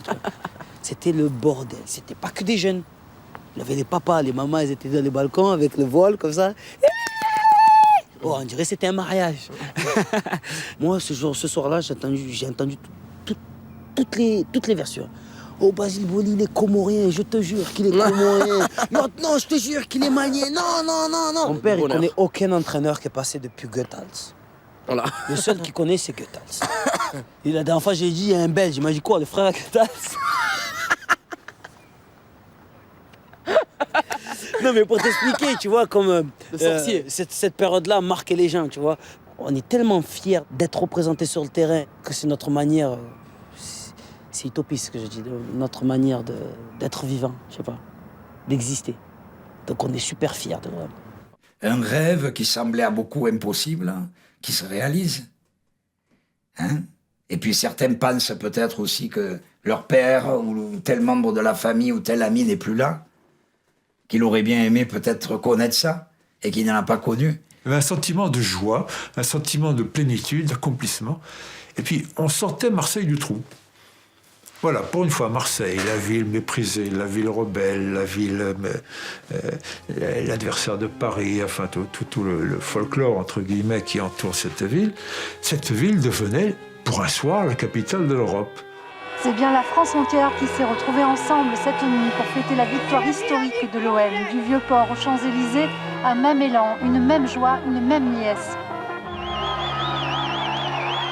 Je crois que c'est ce que les gens attendaient. Mais c'était peut-être un petit peu nouveau chez les Français. Et puis les Français, ils s'étaient souvent contentés de la seconde place. Hein. On n'était pas sortis du poulidorisme. Et cette fois, enfin, on était vainqueurs. Alors je pense que ça a gonflé le moral de tout le pays. Moi, je me trouve bêta, je me trouve un peu idiot. Je sors de chez moi, je sais pas pourquoi, je ne sais pas muet par quel sentiment, par quel ressort. Et là, je vois plein de gens qui font ça à Lille. Je me dis, tiens, c'est bizarre. Et je regarde les journaux le lendemain à 13h, et je m'aperçois que c'était partout pareil. À Dinard, à Tours, à Bordeaux, on a fêté l'OM. Parce que l'OM n'a, ce que je disais tout à l'heure, c'est à ce moment-là, et ça l'est resté, ce qui rend dingue beaucoup d'autres clubs, mais c'est la réalité, c'est resté un bien affectif national. Et là, on se dit, pourquoi j'y suis pas? Pourquoi je suis pas née à Marseille? Pourquoi je vis pas le match là-bas? Plus beau moment de ma vie. Hop, mon drapeau bleu et blanc par manteau orange, je faisais tout le tour de la capitale en Belgique, moi, de Bruxelles. Ouais. Ah ouais, j'étais trop content. Et on monte Sniper Alley d'une manière très bête et très comme ça, en klaxonnant, on a gagné, quoi. Et je sais pas ce qui s'est passé dans la tête des Serbes, ils ont dû penser que c'était une offensive, ou il y a quelque chose d'anormal, ou je sais pas trop quoi. Parce qu'ils n'ont pas imaginé probablement que c'était lié à un match de foot, etc. Et donc, ils se sont mis à nous tirer dessus. Voilà. C'est pour ça que je dis que c'était quand même formidablement bête, parce qu'on est descendu Sniper Alley en se faisant canarder. Et donc, on a regagné à toute allure l'hôtel, certains très penauds, certains au contraire très contents, de la mauvaise blague qui venait de jouer. Et voilà, c'est comme ça qu'on a vécu la finale de l'OM. Et donc, on l'a titré « On l'a ». Là, c'était tout à la fois les joueurs de l'OM, les supporters marseillais, et puis même la France entière. Et même un gars comme Tapi, qui se gênait pas parfois pour téléphoner souvent aux gens, il m'a téléphoné le lendemain matin en me disant, dis donc, t'as fait un titre terrible, c'est exactement ça. Mais moi, j'ai pas dormi. Moi, je suis arrivé ici, tout le monde est rentré, et je veux dire, j'allais d'endroit en endroit, de bar en bar, d'ami en ami, de stade en stade. J'essayais de savoir où ils étaient, où on pouvait les voir. On a continué la fête pendant 48 heures. J'arrivais plus à dormir, je faisais la fête avec tout le monde. Ah oui. Je voulais plus dormir, en fait. Je voulais plus dormir. On se languissait de rentrer à Marseille parce qu'on savait que là, ça allait être fort, quoi. Ouais. On est arrivé donc à Marignane, déjà c'était un cortège, il y avait des motos, les gens nous accompagnaient, les klaxons, il y avait les services d'ordre également avec les gyrophares, la gendarmerie, tout ça. Et on est arrivé au stade, mais c'était plein, quoi. Il y avait 35 000 personnes, quoi. Et on était rentrés par le tunnel, dans le stade, on se touche pas le sol, quoi. On repartit encore en communion avec tout ce peuple marseillais, ce peuple. Puis on s'était mis en rond autour du rond central, et puis on passait tous au milieu du terrain pour soulever la coupe. Et là, je me souviens, quand c'est venu mon tour, bon, j'étais en larmes, et surtout de vaciller sur mes jambes.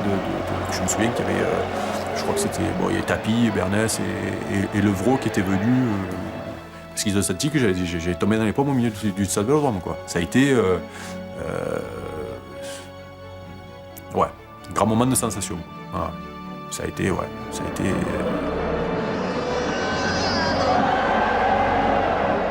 tous le micro, nous sommes des Marseillais, il y a Basile Boli qui nous met ce feu terrible, ce tour d'honneur inoubliable. Inoubliable. Putain. J'étais un peu, comme on dit en ivoirien, champagné. Donc j'en avais ça, quoi. Quand on arrive, on sent que on gagne quelque chose pour sa ville, pour ses supporters. Là, c'est fusionnel, là, il y a une osmose. Quand Boli fait le tour. Qui avait fait chanter tout le monde.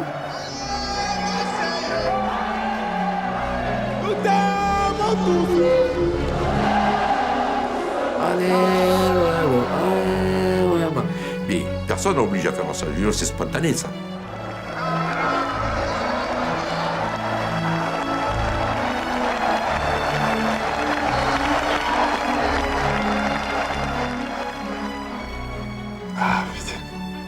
C'était beau. C'était bon. On le reconnaîtra peut-être. Oui, une coupe Gambardella. Une coupe Gambardella.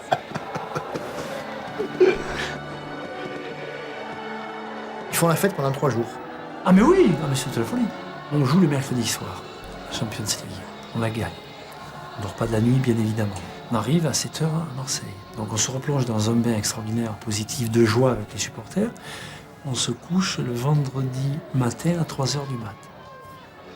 Ça, il faut le savoir quand même, il faut le dire quand même, pour dire. Donc ça fait 2 jours, on n'a pas dormi. Et le lendemain, donc, vous savez tous, PSG, quoi. On joue Paris, quoi. Voilà, donc on n'a pas dormi. La fête, elle ne pouvait pas s'arrêter. C'était pas possible qu'on gagne une Coupe d'Europe, qu'on fasse la fête pendant 3 jours et qu'on nous enlève ce plaisir. Qu'on nous enlève ce plaisir de sortir encore le Paris Saint-Germain. Je me demandais comment ils ont pu avoir des forces physiques même pour faire un match comme ça, quoi. Ah oui, parce qu'ils étaient... Ils étaient cuits complets.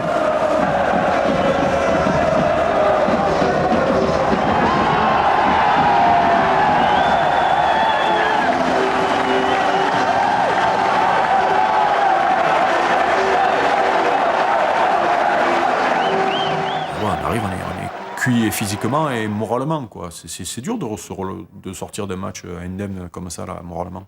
Mais bon, on a joué sur les nerfs. Ce match-là, ça a été la cerise sur le gâteau, quoi. On les reçoit bien, nous on fait la fête, nos joueurs ont encore quelques bulles de champagne, donc je veux dire, le premier quart d'heure, peut-être qu'on saute, ils marquent, nos amis parisiens. 1-0 pour Paris, c'est pour ça que je disais qu'on sait recevoir. C'est Franck Sauzet qui remobilise tout le monde. Sauzet donne le ton en disant oh, on va pas se faire bouger comme ça veut dire quoi? Et là, ouf. Allez, paf. Là, la fatigue est complètement tombée. J'avais la haine. J'avais la haine parce que c'était mon dernier match à Marseille. Voilà. Après, je partais. Donc, c'était mon dernier match et je voulais pas rester là-dessus, quoi. Puis les supporters sont là, il faut faire le doublé, on va dire, sur cette semaine, hein, puisque c'était synonyme de victoire de champion. Il faut faire coupe et championnat. Et c'est vrai que quand on prend le but, je remonte, j'ai la haine, ok. Et moi, je me trouvais au milieu, donc autour, il y avait les joueurs comme ça, quoi, disons. Et je leur ai dit, les gars, on y va, quoi. On va leur montrer ce que c'est, quoi. On est champion d'Europe, les gars, et pas contre n'importe qui. On y va, on rentre, on se libère, on joue à fond. Et je fais ça. Le football est un jeu, sauf bien sûr quand les joueurs oublient de jouer. Dans ces moments-là, la violence est souvent trop bien partagée. Le football devient alors une sale petite guerre.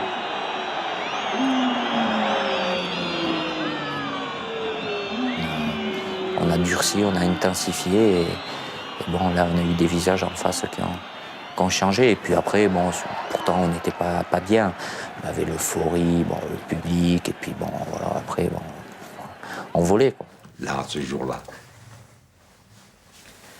Oh, à l'époque, je sais pas si ça existait, mais maintenant, j'ai dit franchement, on aurait dit qu'on était à la PlayStation, mais ça me déconne.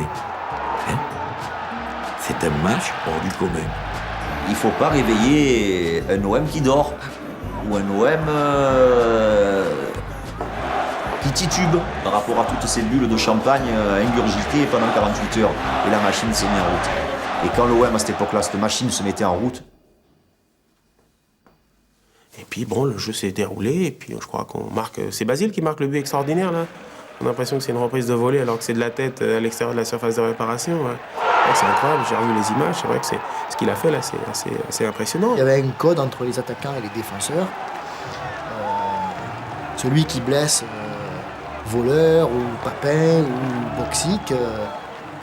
Pelé fait un signe au défenseur qui va se charger d'aller régler le compte de celui qui a blessé l'attaquant. Ricardo bouscule Abedi Pelé. Ricardo, il était costaud, quoi. Donc Abedi Pelé fait signe à Marcel Desailly, parce que normalement c'est au tour de Marcel Desailly. Et Boli dit non, c'est moi, je m'en occupe. Quand j'arrive, je l'insulte. Et Bernard Lama qui dit oh, calme-toi, ton cinéma, on connaît. Je dis attends, mon cinéma, tu vas voir mon cinéma tout à l'heure. Et donc survient cette action. Voilà, on fait un truc, on dépasse, et Ricardo, je le regarde, j'ai dit lui, je vais lui rentrer dedans avec mon coude, avec mon genou.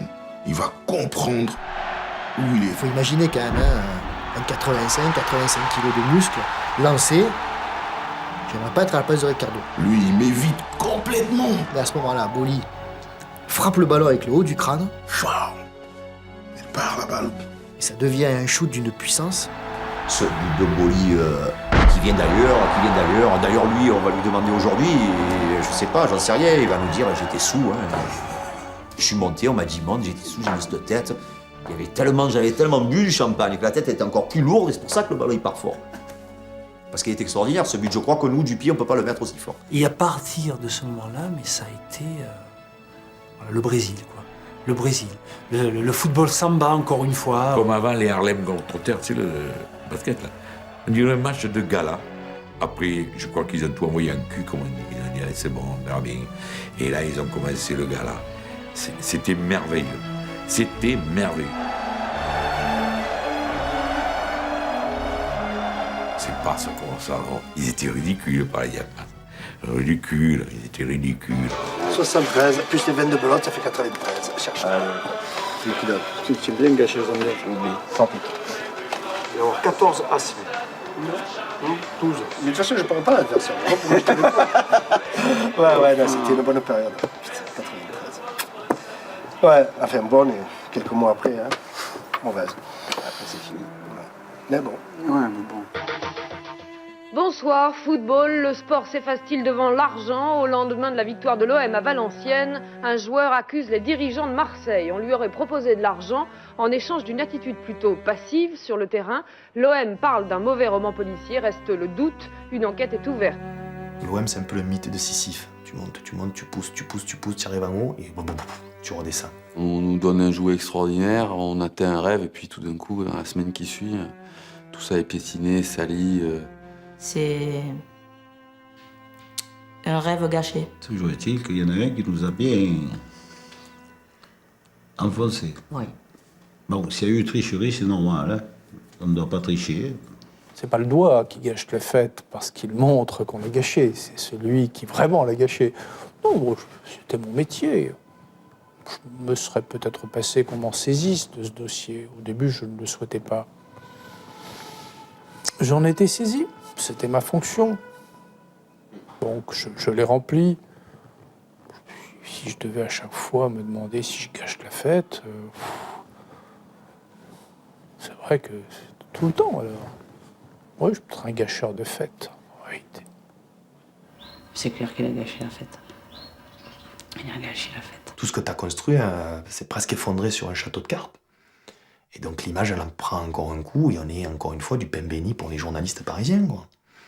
On leur donne le bâton pour se faire battre. Marseille, voilà, encore la magouille, encore ci. Alors qu'on commençait à sortir, à donner une image un petit peu. Et là, on replonge, quoi. Il y a ça, comme on dit, un mauvais trip, quoi.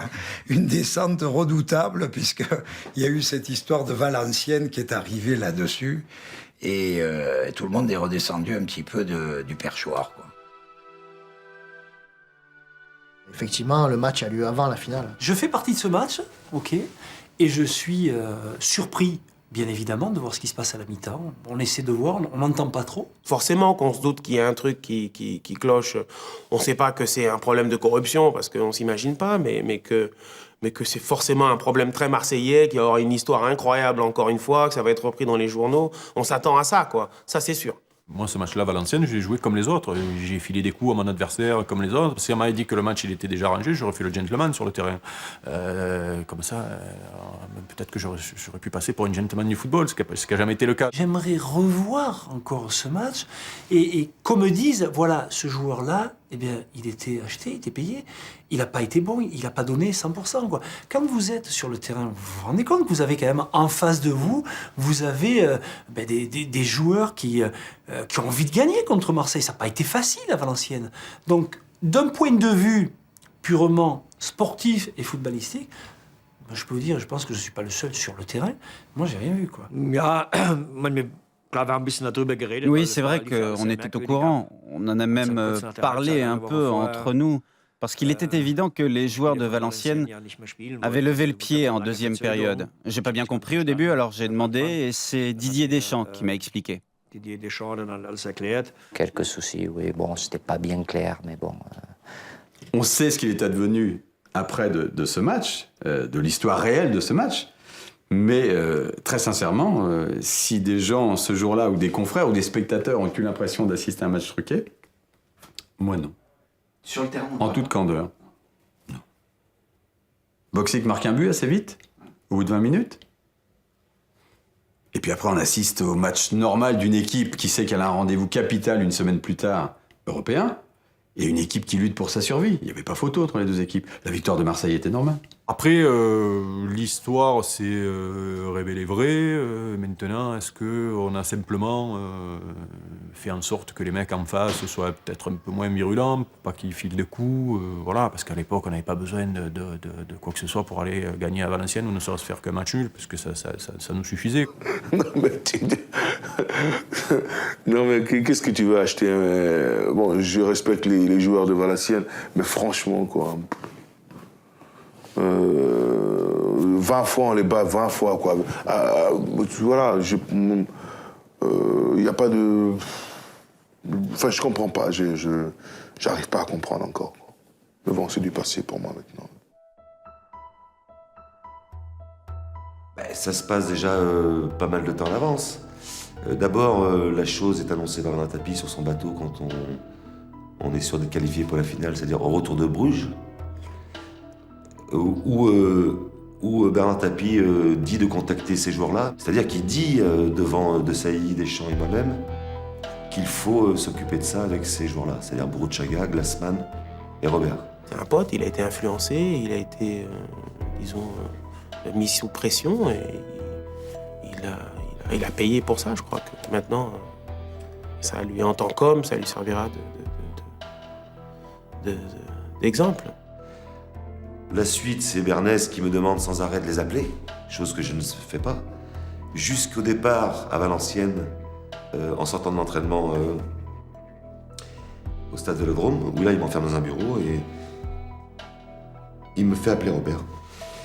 J'ai Robert au téléphone, j'ai Glassman au téléphone, j'ai Boruchaga au téléphone, je leur dis bonjour, tout simplement.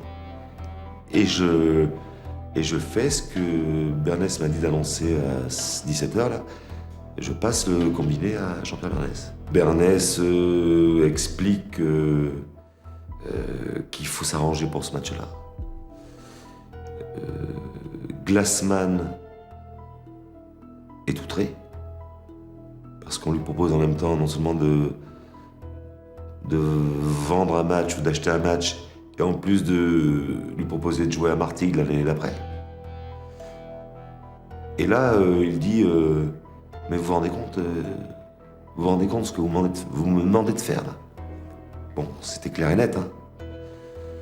Boruchaga qui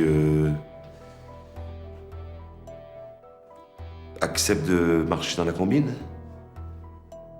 qui demande l'argent tout de suite, et Robert qui se propose d'envoyer sa femme le chercher, quoi. Tout simplement. Est-il vrai que cette personne qui se faisait passer pour Jean-Pierre Bernès vous a proposé 200 000 francs? Oui, c'est exact. Étiez-vous, oui ou non, dans la chambre ce soir-là avec Jacques Glassman? Non, pas du tout. Je n'étais pas avec lui, d'ailleurs, j'ai fait chambre tout seul. En fait, j'ai fait le postier, quoi. En gros, c'était soit je faisais, et tout se passait bien, mais surtout si je faisais rien ou si j'acceptais pas, j'étais sûr de ne pas jouer. Ma couleur de maillot était le blanc, j'étais Marseillais à part entière, mon président c'était Tapi, il m'aurait dit il faut traverser la terre à pied ou l'Atlantique à la nage, je crois que je me serais jeté à l'eau, quoi. Il faut bien savoir qu'après le match, tout le monde savait, moi je l'ai dit à tout le monde, de ce qui s'était passé. Et Jean-Jacques, il est là, écoutez, il semblerait que, je sais pas ce qui, après 15 ans, je sais pas ce qui, je me rappelle plus trop ce qu'il était amené à dire, mais il semblerait qu'il ait été contacté. Donc, s'il est contacté personnellement, il va pas nous en parler, les gars. Vous savez, j'ai été contacté par un tel. Comment je fais? Vous savez, j'ai gagné tant. Oui, il a dit dans le bus après le match, il a dit, je me souviens parce nous on était tous contents. Et quand on rentre dans le bus pour repartir, prendre l'avion, il y a Jean-Jacques qui est au fond du bus, on était toujours à côté. Je vous dis, moi j'étais souvent avec lui à l'époque. Et on le voit malheureux. Donc il dit, Jean-Jacques, qu'est-ce qui se passe? Il dit, ils ont porté réclamation parce que ils disent qu'on a acheté le match et tout, je suis dans le coup, voilà. On ne connaît pas l'ampleur, mais c'est vrai qu'il nous explique le fait du match, quoi, en réalité. Hein. Pour le match OM-Valenciennes, Valenciennes-OM, plutôt, j'avais envoyé un garçon qui s'occupait du foot amateur en général, qui s'appelait François Flipponneau, mais qui était un passionné de foot. Et il se trouve qu'il était ami intime avec Goël, avec Wilfried Goël, qui jouait lié à Valenciennes.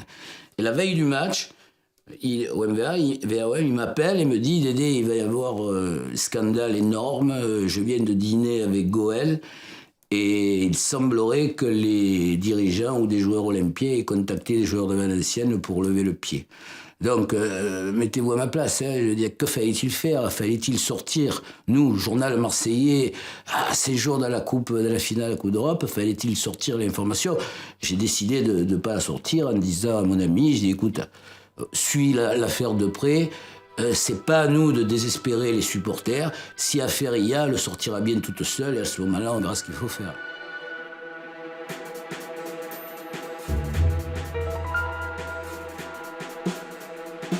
Tout est rocambolesque. Tapi est un personnage de roman extraordinaire qui tombe sur deux montgolfiers, qui est un personnage lui-même totalement extraordinaire. C'est un match formidable que Montgolfier a gagné. On essaie de lui faire payer aussi, il y a des retombées, il y a des réseaux, il y a des choses, mais malgré tout, cet épisode-là, c'est la justice qui a sorti la tête haute. Un matin, en me rasant, j'ai appris qu'il y avait une suspicion de match truqué à Valenciennes. Ça n'a pas été un grand enthousiasme de ma part, j'avais suffisamment de travail. Et je crois que j'étais plutôt porté dans un premier temps à me dire qu'ils allaient se passer de moi pour régler leurs comptes. Puis la Ligue m'a fait passer le dossier qu'elle avait constitué, il y avait des déclarations intéressantes.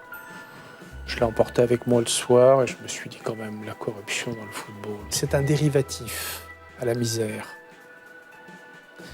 Et que ce dérivatif-là soit corrompu, c'est le rêve auquel on s'attaque. Et c'est ça qui me paraissait insupportable dans le dossier. Il y a quelques jours d'ailleurs, le procureur de la République de Valenciennes avait précisément reçu la visite de Bernard Tapie. J'ai cru comprendre qu'il souhaitait me donner une information complète sur les mœurs dans le football français et compléter mon éducation d'apprenti footballeur. L'irruption de Bernard Tapie dans mon bureau, qui a été un événement marquant et sans doute un tournant de cette affaire. Je pense que s'il avait eu la sagesse de rester dans le sien, les choses se seraient sans doute passées différemment.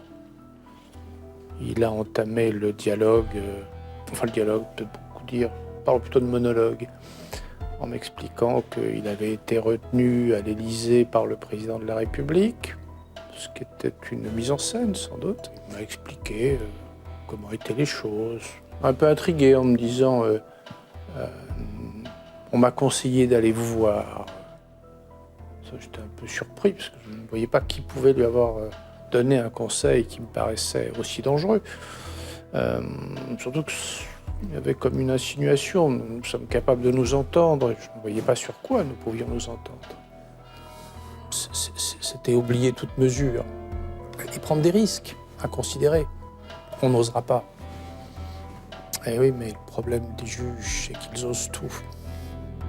À un moment donné, on pense qu'on est intouchable. Bernard Tapie, ce qui l'a tué, c'est ça aussi. Parce qu'à un moment donné, je pense qu'il se sentait intouchable. Moi, je me souviens, j'avais hâte de lire les journaux le matin.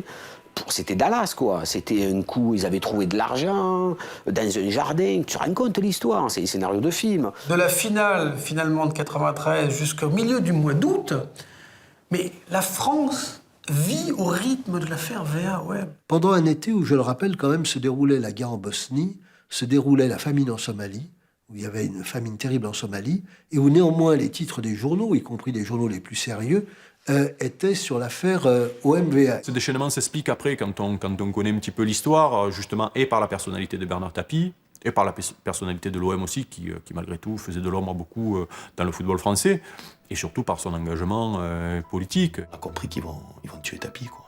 Cette chasse-là, cette chasse organisée, qui s'appelle de la chasse à courre, elle est organisée avec un seul objectif, tuer Tapie. À la limite, pourquoi pas. Mais ce que je trouve anormal, c'est que pour atteindre ça, on n'hésite pas à fracasser, à détruire un club, et en partie le football français. On était dans un tourbillon juridique, médiatique, et on était là au milieu. C'était très violent, très violent. Ça plombe le moral.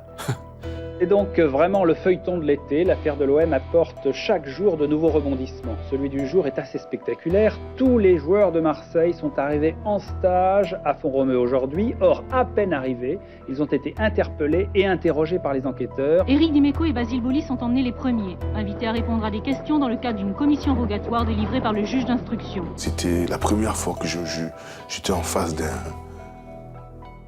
deux flics qui m'interrogeaient qui avaient tout de moi, quoi, qui me déshabillaient complètement. Ces malheureux joueurs fragiles et infantiles, s'ils n'étaient que des objets. D'ailleurs, c'est bien ce qui me paraît le plus cruel dans ce que j'ai pu voir. Que sont les joueurs de football? Quelques gloires qu'on leur accorde, quelques pinacles que l'on dresse. En réalité, aux yeux des dirigeants, on a l'impression que ce sont des gens qu'on prend, qu'on met, à qui l'on commande. Mais j'ai pas senti ce que je croyais peut-être, qu'il y avait une dimension plus humaine dans les relations au sein du football. Non, la vraie dimension, c'est celle de l'argent. À partir de là, Tapie m'a pris pour un lévrier. C'est-à-dire qu'il m'a mis, c'est pas la peau de lapin qu'il mettait devant, c'était les bifetons. Des promesses d'argent. Mais qui correspondaient tout simplement à ce que Marseille me doit, c'est-à-dire mon contrat. Et surtout, c'était cette personne-là qui m'avait mis dans le pétrin, quoi. C'est surtout ça. Je me souviendrai toujours ce qui s'est passé, hein. Je suis dans son bureau à Paris, rue Friedland, et il me dit Petit, si tu tiens ta langue, si tu te dis rien sur moi, tu auras exactement ce que je t'ai promis, c'est-à-dire tes 15 millions de francs. Ça correspond à ton contrat. Tu fais partie de la famille, t'es quelqu'un de comme ça, d'extraordinaire. Tu vas au Bourget avec Maître Herzog, qui est l'avocat de Monsieur le Président de la République. Vous allez au Bourget et tu te présentes spontanément devant le juge Béfi. Et tu vas lui dire que tu y es pour rien, toi, c'est faux. 15h cet après-midi à Valenciennes, le joueur marseillais Jean-Jacques Edli se présente spontanément au palais de justice. Non, moi j'ai absolument rien à voir là-dedans, justement, c'est pour ça que je viens ici pour m'expliquer. Vous n'avez pas pris contact avec Christophe Robert? Non, jamais. Cette démarche va pourtant mal se terminer pour Jean-Jacques Edli, placé en garde à vue à l'issue d'un entretien houleux avec le juge d'instruction. Et le juge Béfi, quand il voit ça, il dit « Monsieur Edli, c'est très bien, vous allez aller directement en prison. » Quand j'ai été une bonne fois pour toutes dans la merde, excusez-moi du terme, il n'a jamais levé le petit doigt, quoi. Qu'on aurait pu attendre d'un homme comme ça, qu'il n'a pas fait, qu'il ne fera pas, c'est de sauver ses troupes. Voilà. Moi, j'aurais trouvé beaucoup de grandeur à Tapie en disant bon, ça va. Lui. Non, et là, il l'a pas fait, ça, c'est pas bien. Mais ce qui prouve une fois encore que Tapie n'est pas un chef de meute. Tapie, c'est un solitaire. Voilà, c'est un solitaire. Voilà, je veux bien, à un moment donné, il faut dire stop, ça va. C'est bon, on a fait une connerie, ça peut arriver dans la vie. Des gens qui font des bêtises, il y en a beaucoup. Même au plus haut niveau, ça peut arriver de faire une bêtise. On n'a pas fait un viol, un meurtre, on n'a pas fait un truc, une prise d'otage, on n'a pas fait ça. Bon, on a fait une bêtise qu'il faut assumer. Et voilà, c'est tout. Après, il y a ceux qui n'assument pas, c'est leur vie, c'est leur conscience. Les enjeux étaient tellement importants pour chacun des protagonistes qu'il fallait s'attendre à aucune solidarité entre eux, quoi. 93, c'était une grande joie. Les événements d'après, ça a été une grande peine, mais en plus de grande peine, une grande souffrance, vous comprenez ? Parce que vous vous retrouvez seul, vous avez des conséquences terribles pour la famille, vous avez des... Et là, pour moi, ces événements-là occultent les bons moments. Je me souviens plus des titres, enfin, je me souviens des titres, mais ils sont occultés par les mauvais moments. Parce qu'en plus, c'est une chute totale après derrière. C'est la chute, ouais, c'est la chute. Mais là, vous tombez jusqu'à ce que vous tombiez, comme vous êtes un parachute, vous tombez, poum. Quand tu dis ça, après, tu te dis, putain, c'est comme si toi, tu pensais que tu étais amoureux d'une fille et qu'elle faisait l'amour avec toi parce qu'elle était amoureuse de toi, elle aussi, et que tu étais content et que tu vivais une grande histoire d'amour, et que d'un coup, on te disait que c'était une prostituée, qu'elle était payée en fait par quelqu'un pour faire l'amour avec toi, et tout ça. Alors évidemment, ces moments-là, l'amour avec elle, tu l'auras fait quand même, quoi. On ne pourra jamais te les enlever, quoi. Mais quand tu regarderas les photos, après, elles n'auront plus le même goût. Et ton souvenir, il sera altéré. C'est un peu ça que j'ai ressenti après, quoi, moi. Et je suis convaincu que cette histoire, si on avait de suite dit, voilà, si on a fait une connerie, ça aurait duré 2 jours. 2 jours, ça aurait duré. L'OM n'aurait pas été sanctionné. On aurait été sanctionné, Tapie et moi, 1 mois, 2 mois, 3 mois. Le club n'était pas sanctionné. Il aurait joué la Champions League, il aurait joué la Coupe intercontinentale dans la même année. Et c'était fini. Plutôt que de s'entêter à faire croire que quand c'est bleu, c'est rouge, et quand c'est rouge, c'est noir. Vous voyez, je veux dire, c'est pas possible.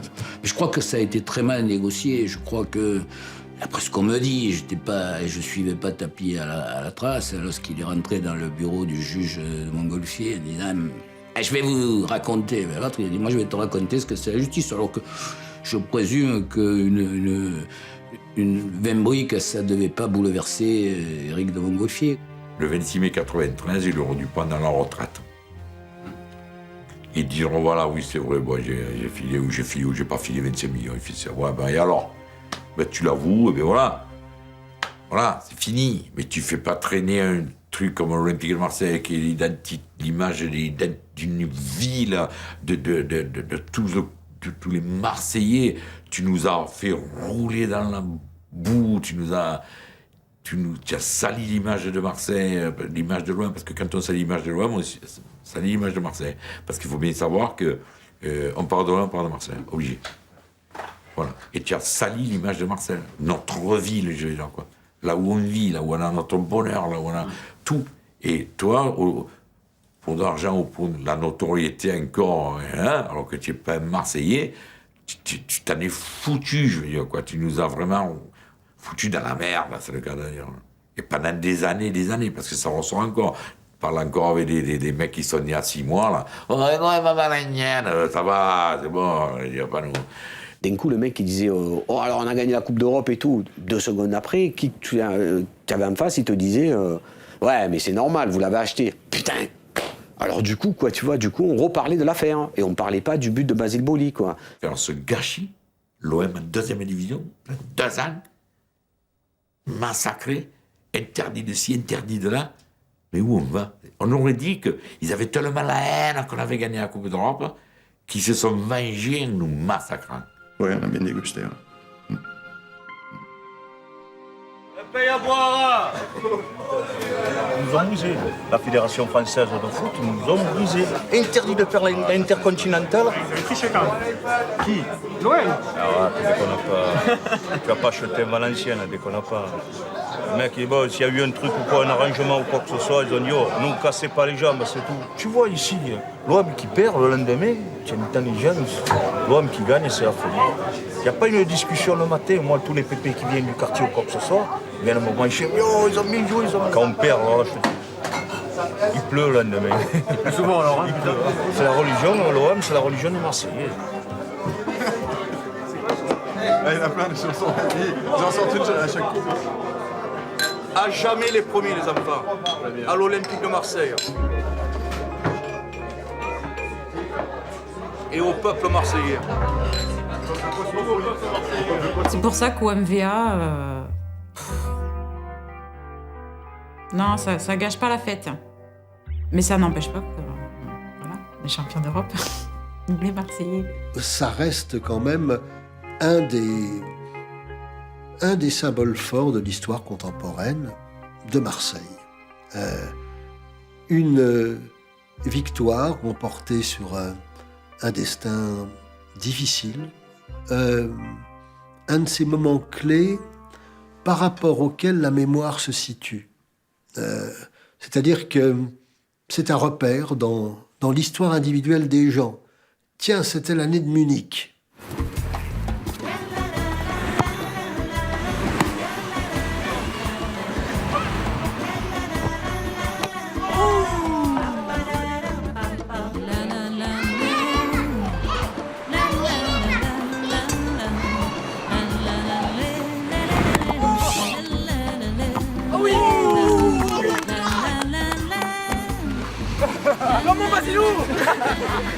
Maintenant, c'est une ville tendance, hein, c'est une ville où il y a beaucoup de gens qui, Dieu merci, qui la découvrent. Hein. Les bobos parisiens qui vont à Marseille, ils font un acte politique. Ils font un acte personnel, ils font un acte politique.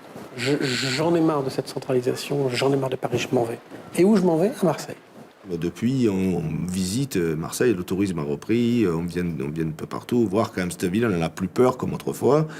C'est quand même grâce au 26 mai 93. 93 était le début justement du décollage de Marseille. Que ça avait entraîné un engouement incroyable, ça avait peut-être décomplexé cette ville de Marseille.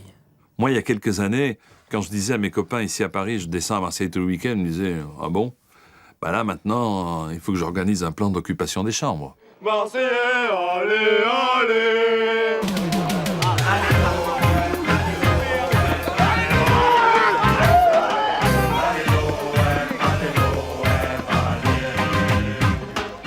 Certains brûlent leur passion avec les femmes, ou bien au jeu se prennent pour des dieux.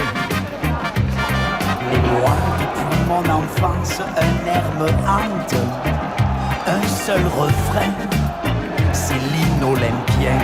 Et puis, j'aime l'OM, j'aime l'OM, le cœur des Marseillais. Des coupes qu'on remplit à bord comme des enfants, qu'on brandit au ciel vers les immortels.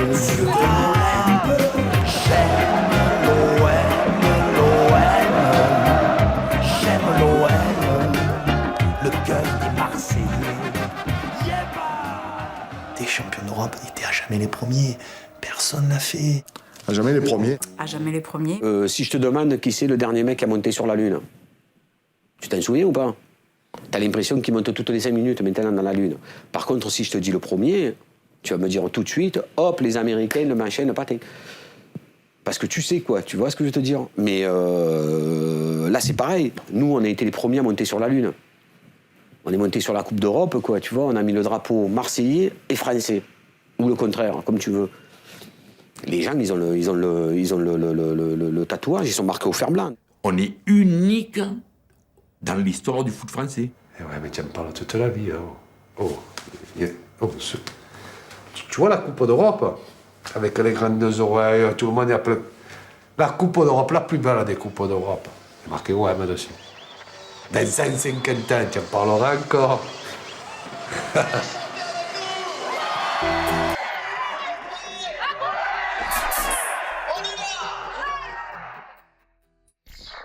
Quand l'arbitre a regardé sa montre et a pris son sifflet, quand j'ai vu les joueurs lever les bras, j'ai regardé le ciel, j'ai pleuré. Et le temps s'est arrêté. J'adore tellement ces enfants arc-en-ciel qui tapent dans un ballon avec passion et qui me vengent des vilainies de tapis. Beaucoup de bruit pour rien, dans un monde qui n'en méritait pas tant. Merci à l'OM et ses supporters pour leur accueil. Chez nous, on dit que 13 reste raide. Pour nous, footballistiquement, cela s'est vérifié. Faites-le, s'il vous plaît, vite mentir, se dit-on. Je vais marquer. Pour un souvenir magique et une découverte du haut niveau, merci Tapi et Marseille. Et comme la victoire est belle. 93, c'est l'entrée d'un club hors norme dans le club fermé des vainqueurs de la Champions League. We are the champions. Depuis notre jeune âge, à tout jamais olympien, Michel et Liliane. Olé. Ma drogue.